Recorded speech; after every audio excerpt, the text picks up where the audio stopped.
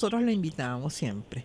El diputado José Gregorio Correa, quien es miembro de la Comisión de Política Exterior, abogado profesor universitario, pero también es el jefe de campaña de Luis Eduardo Martínez. ¿Cómo estás?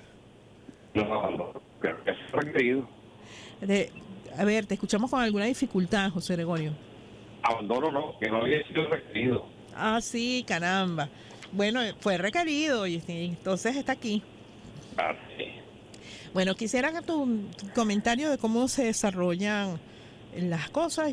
Ya estamos a 90 días prácticamente de las elecciones, 90 y sí, unos eh, apenas 3 meses en una campaña, yo diría que atípica, ¿no? Totalmente, pero primero quisiera, antes de comenzar la entrevista, un tema que poco hemos tratado, que es el tema del atentado ayer en Eslovaquia. Sí. Eso es Bueno, que parte de lo justamente que es la estaba comentando violencia. ahorita. Ujú. No había escuchado. O sea, yo creo que esa violencia política de los odiadores de oficio lo había advertido el primer ministro con mucha anticipación. Esos odiadores esos odiadores de las redes, odiadores de la calle, los odiadores anónimos, esos odiadores que en rostro, que Venezuela te quiero, te adoro, es lindo, la pureza de los, o sea, odiadores de oficio que le generan una. Tenemos bastante dificultad para escucharte con claridad, José Gregorio. Estamos, bueno, al menos tratando de conversar con el diputado José Gregorio Correa, quien es además miembro del Partido de Acción Democrática y jefe de comando de campaña de Luis Eduardo Martínez. ¿Cómo? A ver, Se ¿sí te decía de escuchamos? los Ahora se sí te decía de escuchamos claramente. los Sí. odiadores de oficio de la calle de redes, porque antes era el que te agredía en la calle, pero unos odiadores de redes que son capaces desde el anonimato insultar o pisotearte tu moral y eso te le va generando un odio a la gente en la calle, en el psiquis de lo que es el odio por pensar distinto, en ambos sectores. O sea, eso no es un tema de un solo sector, es de todos los sectores. Si usted piensa distinto es un delito, y pensar distinto es pensar distinto, es pensar de otra manera. Entonces, esa preocupación que tengo con lo que pasó en Eslovaquia, de esos odiadores de oficio que además andan impunemente, porque es un anonimato, pero el Estado sabe dónde están. Entonces, esas cosas yo creo que tarde o temprano tienen que ponerle el ojo, o hay que ponerle el ojo al anonimato del odio.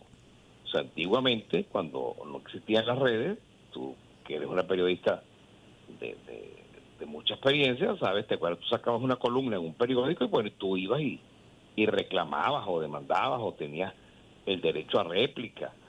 Pero ¿cómo tú tienes un derecho a réplica ahora en un Twitter, en un anónimo, en un Instagram? Esos son unos temas importantes para la comunicación que hay que verlo. Bueno, y ese es un tema también legislativo, José Gregorio.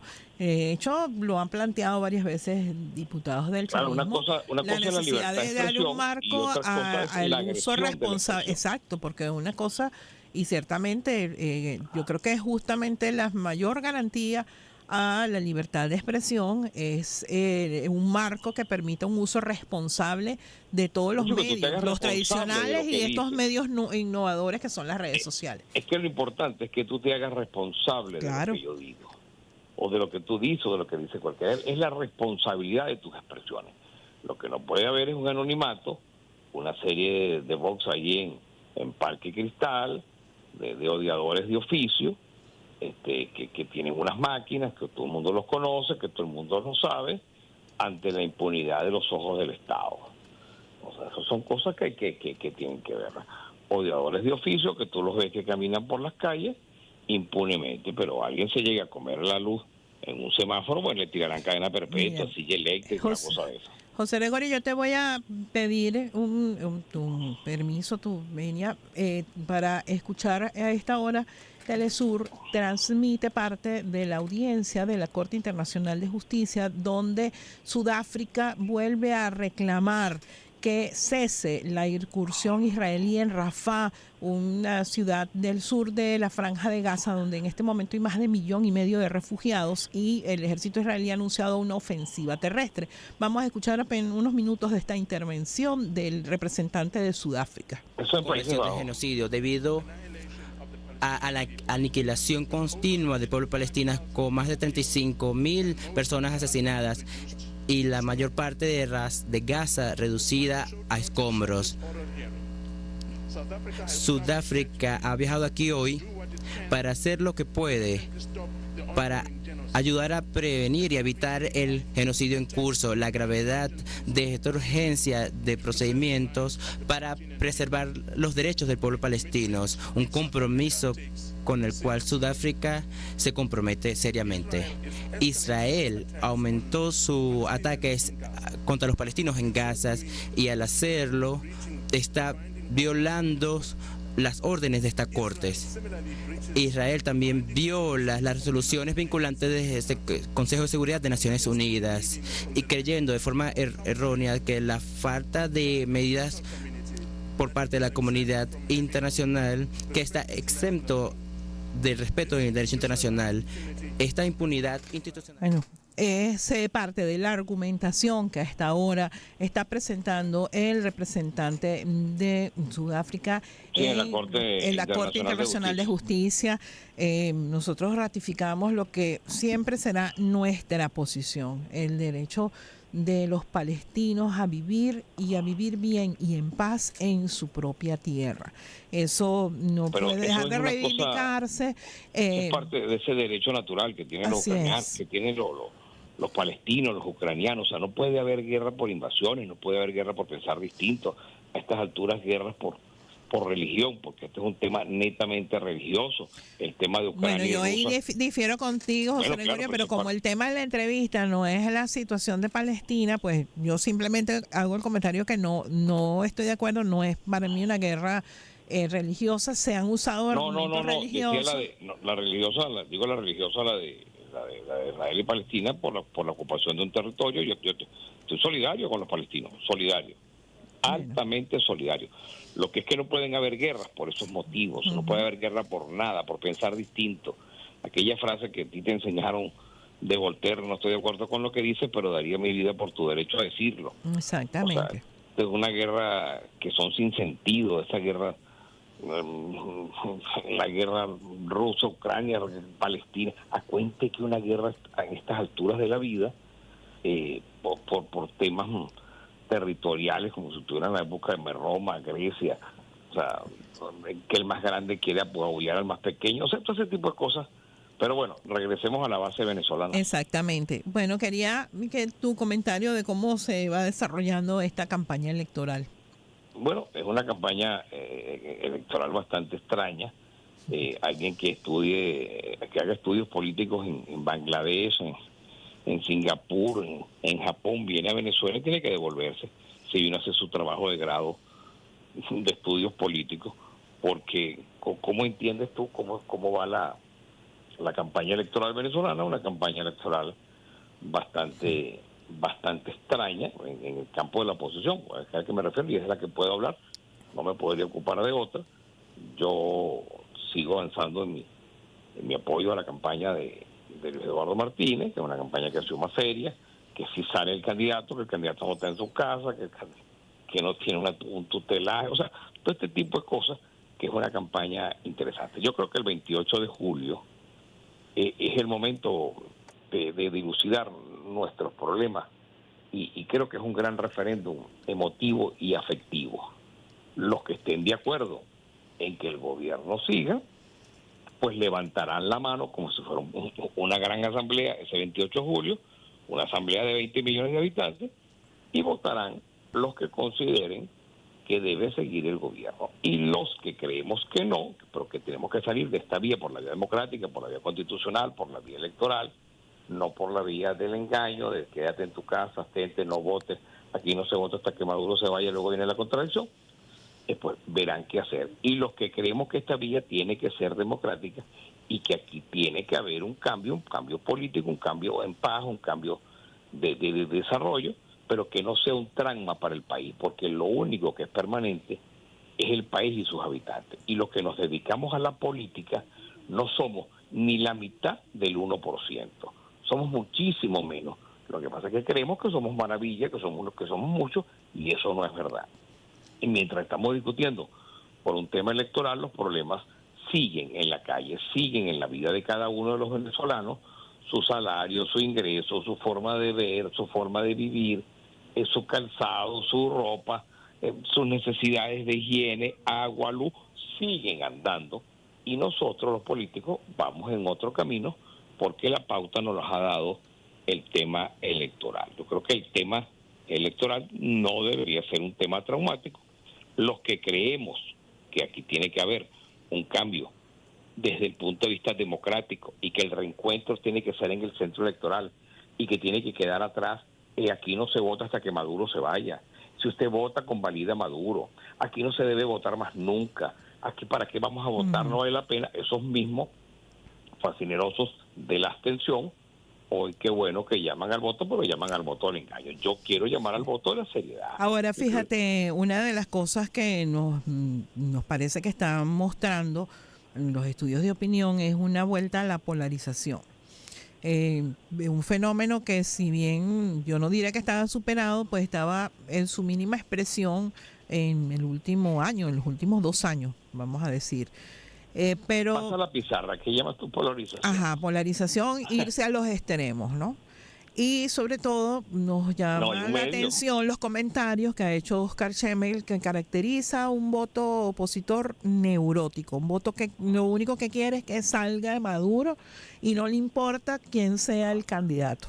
Bueno, eso lo dirán en Margarita, algunos.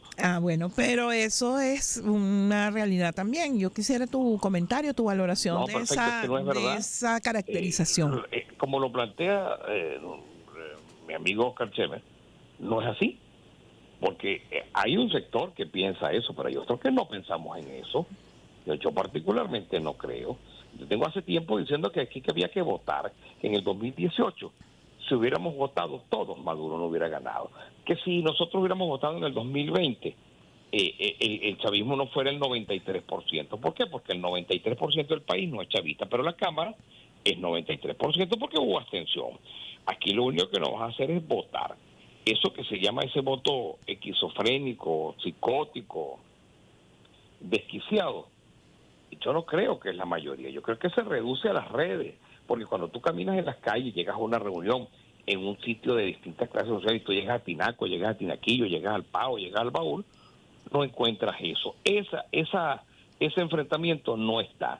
Donde no están las redes presentes, no las hay. Pero cuando tú ves esas redes así, que tú le ves los seguidores, tú ves que el que más tiene 10, tiene 12, pero además tiene una red de que se crea para eso, para la red de odio y la red psicótica, que es lo único que los ha mantenido, y eso no tiene votos a estas alturas. Yo creo que el país se va a decantar entre una continuidad del presidente Maduro y de quienes creemos que puede haber un cambio distinto, un cambio donde todos quepamos, donde el espacio territorial es para todos, donde podemos pensar distinto, donde pensar distinto no sea un delito, donde usted no tenga que ser perseguido y que tenga que tener un proceso de persecución.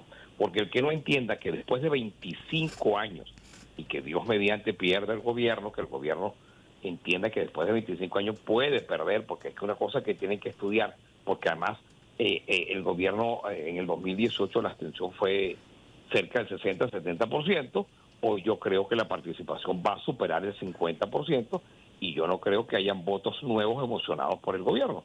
Pero eso hay que administrar un nuevo triunfo, porque no nos puede volver a pasar la torpeza del 2015, de volver a ganar y derrochar o creer que el país tiene que vivir de la venganza, de la persecución del que pensaba distinto.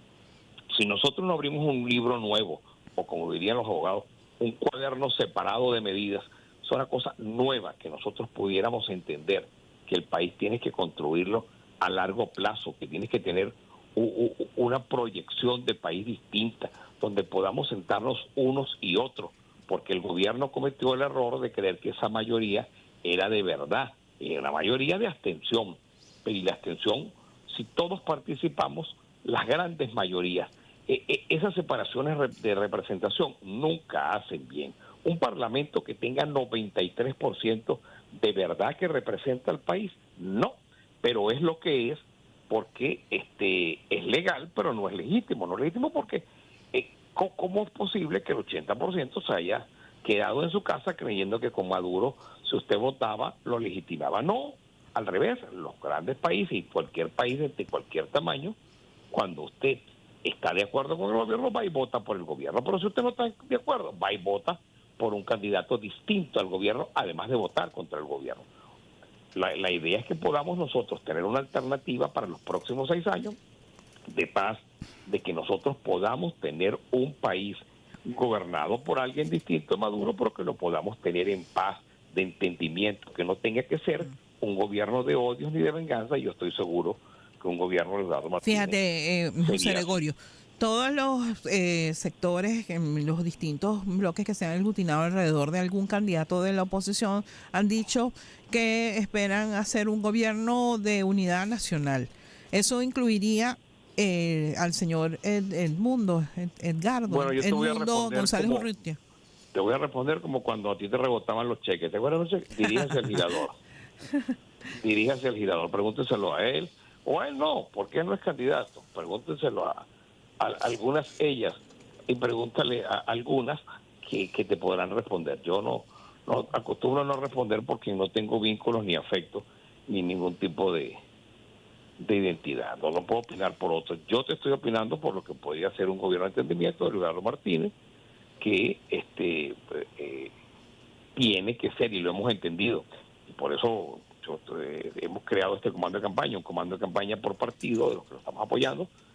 Estoy en esta campaña de ADEA y el juez Juan Carlos Alvarado dirigirá o dirige ya el comando de campaña multipartidista, pero cada uno de los partidos que lo están apoyando, el principal partido que lo está apoyando, Acción Democrática, pues tenemos esa idea, que tenemos que tener un cambio que no sea traumático, que no represente un gobierno de venganza, porque yo siempre les digo, ¿cómo es el 29 de julio después que ganemos? Yo sueño con que vamos a ganar, deseo que ganemos, pero una pregunta, ¿cómo hacemos ese 29 de julio? ¿Qué ocurre la mañana del 29 de julio? ¿Qué ocurre? Esa noche es euforia, y la mañana del 29 de julio, ¿cómo es? ¿Cómo haces con el Ministerio de la Defensa? ¿Cómo haces con los distintos ministerios? ¿Qué haces con las demás gobernaciones? Porque te vas a encontrar con una realidad. Tú te vas a encontrar con 20 gobernaciones contrarias a ti. Te vas a encontrar con 257 diputados de 277 que no están contigo. Te vas a encontrar con poderes del Estado que no son afectos a ti. ¿A qué vas a hacer? ¿Cómo gobiernas? O sea, ¿cómo es ese primer día? ¿Cómo es la visita tuya? Bueno, pero además la toma de posesión es 6 meses después. El 10 de julio, el 10 de enero. Ajá, pero todo, no, pero es que después del 10 de enero es otra orquesta. Te estoy hablando de la orquesta que va a sonar del 29 de julio al 9 de enero. ¿Cómo lo sabes llevar? ¿Cómo haces para hablar con los comandantes de las fuerzas de los distintos componentes, como llaman ahora? O sea, ¿cómo haces para hablar con el comandante de los bomberos? ¿Cómo haces para hablar con el guardaparques? O sea, no te estoy hablando de cosas, de esas pequeñas cosas. ¿Cómo hacer un nuevo gobierno? O sea, ¿cómo es eso? ¿Cómo es eso? Con el SEBIN, el DIGESIN, el CICPC, bomberos, tránsito, el servicio de rescate, o sea, con protección civil. ¿Cómo es ese proceso? Eso no lo han pensado. Hay algunos que los odiadores. Bueno, yo no creo que no lo hayan pensado. Yo creo que no lo han dicho, que no es lo mismo. Mira, no, José Gregorio, pero ni lo han pensado ni lo han dicho. Yo sí. Yo creo que usted tiene que sentarse a conversar con quien piensa distinto, porque este país no le pertenece ni al gobierno ni a la oposición. Este es un gobierno donde tú y yo estamos de tránsito. Este país va mucho más allá de quienes pensamos de una manera o quienes pensamos de otra. Te agradezco mucho que hayas aceptado la invitación y voy a hacer la observación a Sandra para que seas requerido con más frecuencia. De tu boca a los oídos de Dios. Gracias a José Gregorio Correa, diputado a la Asamblea Nacional, es miembro del comando de campaña del bloque, yo no sé si llamarlo el bloque socialdemócrata, que estaba apoyando al candidato Luis Eduardo Martínez. Hacemos la pausa a esta hora y volvemos en minutos.